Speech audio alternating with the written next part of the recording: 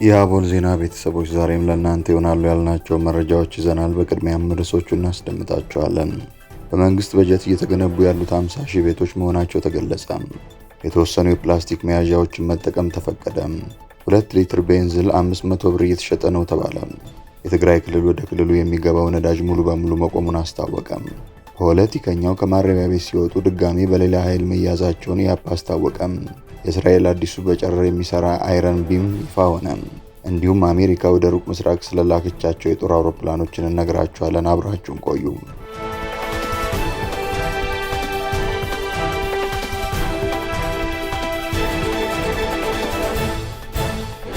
ሰላም ጤና ይስጥልን። ይህ አቦል ዜና ነው። ክቡራን አድማጭ ተመልካቾቻችን ሰላማችሁ ይብዛ፣ ጤና፣ ፍቅር፣ ደስታ በእያንዳንዳችሁ ጎጆ ይግባ። ትኩሱን እፍታ ፍታውን ለእናንተ ለተከበራችሁት ይዘን መጥተናል። ቻናላችንን ላይክ፣ ሼር እና ሰብስክራይብ በማድረግ አጣጥሙልን፣ ለወዳጅ ዘመድም አጋሩልን። እናመሰግናለን።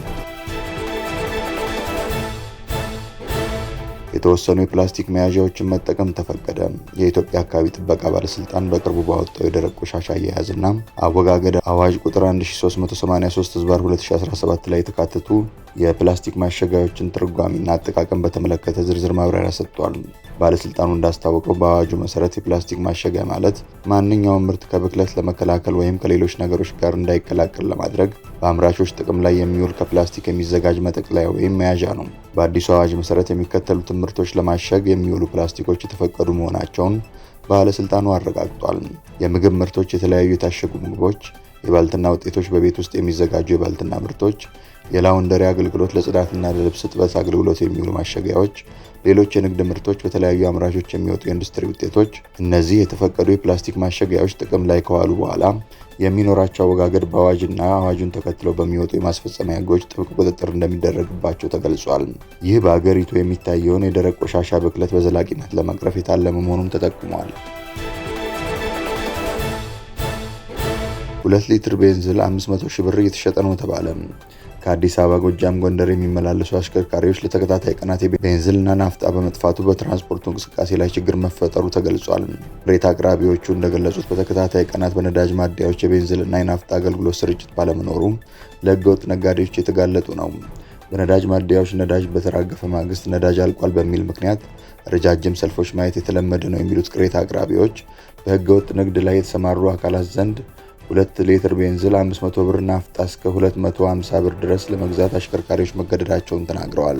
በተለይ በቤንዚል የሚንቀሳቀሱ ባለሶስት እግር ባጃጆች በፊቼ ከተማ ባሉ የነዳጅ ማደያ ጣቢያዎች በሙሉ የቤንዚል ነዳጅ ባለመኖሩ በከፍተኛ ችግር ላይ መሆናቸውን አስታውቀዋል። ኮንትራት ወስደው የሚያመላልሷቸው ህጻናት ተማሪዎችም ወደ ትምህርት ቤት ለማመላለስ እንደተቸገሩም ተገልጿል። የትራንስፖርት ተገልጋዮችን በተከታታይ በሚፈጠሩ የነዳጅ እጥረቶች የተነሳ አሽከርካሪዎች የትራንስፖርት ዋጋ በመጨመራቸው ለእንግልት መዳረጋቸውን ተናግረዋል። የአሽከርካሪዎችንና የተገልጋዮች ቅሬታ በተመለከተ የኦሮሚያ ሰሜን ሸዋ ዞን ንግድ ጽሕፈት ቤት ተወካይ አቶ ቶልቻ ደሬሳ እንደገለጹት የቅሬታ አቅራቢዎቹ ችግር የተፈጠረው የነዳጅ አቅርቦቱና ተጠቃሚው በ20 በመቶ በማደጉና የነዳጅ አቅርቦቱ በተቆራረጠ መንገድ መሆኑ ችግሩን እንዳስከተለ ገልጸዋል። የትግራይ ክልል ወደ ክልሉ የሚገባው ነዳጅ ሙሉ በሙሉ መቆሙን አስታወቀ። የትግራይ ክልል ጊዜያዊ አስተዳደር የንግድና ኤክስፖርት ኤጀንሲ ባወጣው መግለጫ ከየካቲት ወር 2017 አንስቶ ወደ ክልሉ ይገባ በነበረው ነዳጅና ናፍጣ መጠን ላይ ቅናሽ ሲደረግ መቆየቱን አውስቷል። በዚህም መሰረት ከየካቲት 2017 በፊት በወር ከ12 እስከ 15 ሚሊዮን ሊትር ነዳጅ ይገባ እንደነበር ገልጾም ይህ ግን ወደ 850 ሺህ ሊትር ወርዶ እንደነበር አስታውቋል። ይሁንና በጥር ወር 2018 ግን ይህም ተቋርጦ ምንም ነዳጅ እንዳልገባ አስረድቷል። በዚህም የተነሳ መደበኛ የህዝብና የመንግስት አገልግሎቶችና መሰረተ ልማት ስራዎችን ማከናወን እንዳልተቻለ የጠቀሰው መግለጫው አይደር ሆስፒታልን ጨምሮ የህክምና ተቋማትን መደበኛና ድንገተኛ አገልግሎቶችን መስጠት እንደተሳናቸው አስረድቷል። በክልል ውስጥ የሚገኙ 93 የነዳጅ ማደያዎችም በነዳጅ እጥረት የተነሳ ለከፍተኛ ኪሳራና ዕዳ መዳረጋቸውን ገልጾም ይህ ሁኔታ የዋጋ ግሽበትን በማስከተሉ የህብረተሰቡን ኑሮ አስቸጋሪ እንዳደረገው አስታውቋል። በመንግስት በጀት እየተገነቡ ያሉት 50 ሺህ ቤቶች መሆናቸው ተገለጸ። የአዲስ አበባ ከተማ አስተዳደር የመኖሪያ ቤት ጥያቄን ለመመለስ በተያዘው በጀት ዓመት 100 ሺህ ቤቶችን እየገነባ መሆኑን ሲናገር ቆይቷል።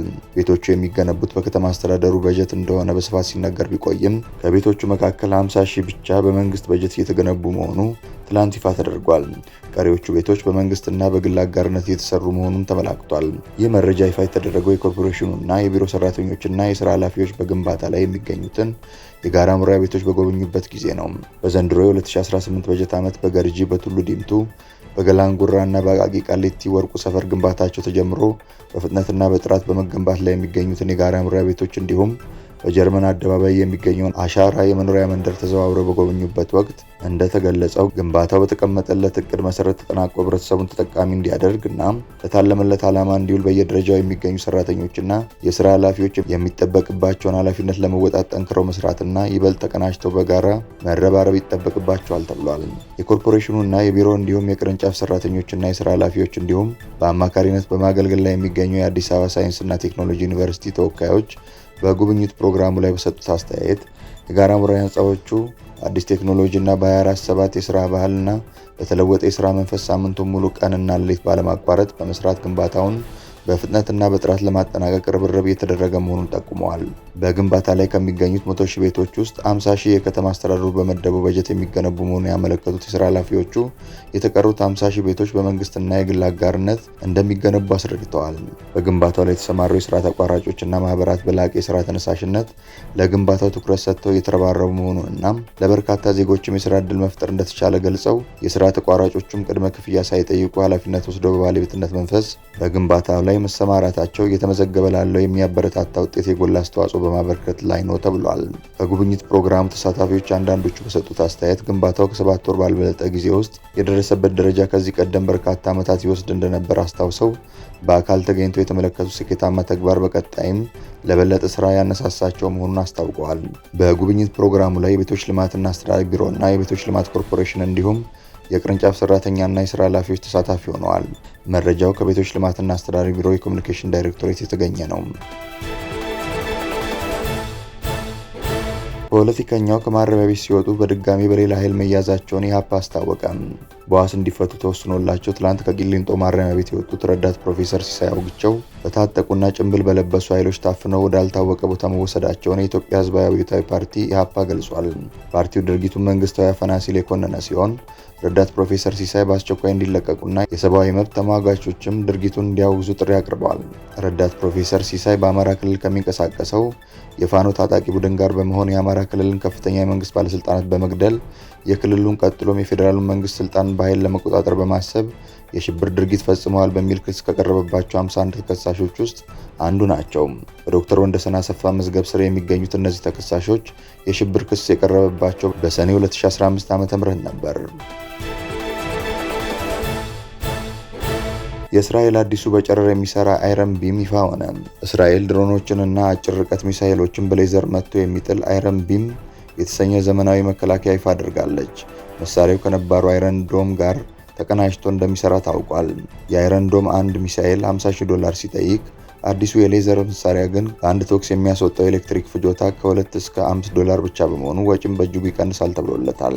መሳሪያው በጭጋግ በአቧራና በዝናብ ወቅት ውጤታማነቱ የሚቀንስ ሲሆን ከፍተኛ ሙቀትን የመቋቋም አቅሙም የተወሰነ በመሆኑ ነባሩን ስርዓት ሙሉ በሙሉ አይተካም ተብሏል። ከዚሁ ጋር ተያይዞ የእስራኤል ፕሬዝዳንት ኢሳቅ ኤርዞግ አዲስ አበባ በመግባት ከጠቅላይ ሚኒስትር አብይ አህመድና ከፕሬዝዳንት ታዬ አጽቀሥላሴ ጋር በቴክኖሎጂ በግብርናና በቀጠናዊ ደህንነት ዙሪያ ፍሬያማ ውይይት ማድረጋቸው ተዘግቧል። የእስራኤል ፕሬዝዳንት አይዛክ ኤርዞግ በይፋዊ ገጻቸው ባስተላለፉት መልእክት ለጠቅላይ ሚኒስትር አብይ አህመድ ስለተደረገላቸው ደማቅ አቀባበል ምስጋና አቅርበዋል።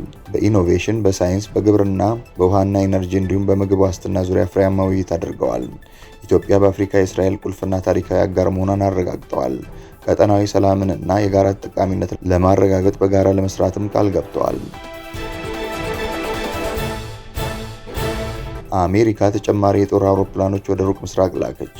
የአሜሪካ መከላከያ ኃይል ተጨማሪ 6 F-22 የተሰኙ ዘመናዊ የራዳር ድምፅ አልባ የጦር አውሮፕላኖችን ወደ መካከለኛው ምስራቅ እያንቀሳቀሰ መሆኑን የበረራ መረጃዎችን የሚከታተሉ ተንታኞች ገልጸዋል።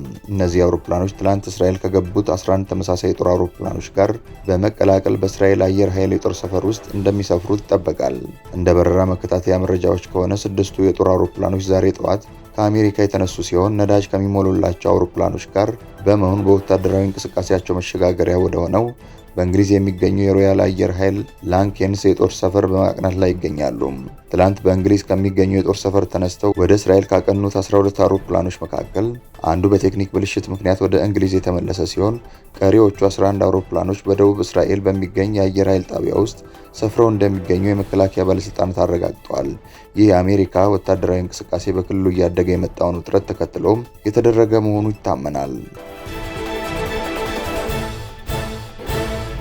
ክቡራን አድማጭ ተመልካቾቻችን ስለተከታተላችሁ እናመሰግናለን። የደወል ምልክቷን በመጫን አቦላችንን በትኩሱና በፍታው ሁልጊዜ እንዲደርሳችሁ አድርጉም። ለወዳጆቻችሁም በፍቅርና በቅንነት አጋሩ። ጡም ቡናችንን አቦል ግብዣችንን ይዘን ወደ በኋላ እንመለሳለን። በቸር ያቆየን።